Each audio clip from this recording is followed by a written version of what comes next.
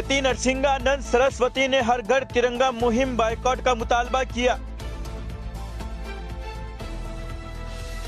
आजादी मजहब तरमीमी bill 2022 Himachal assembly में मंजूर।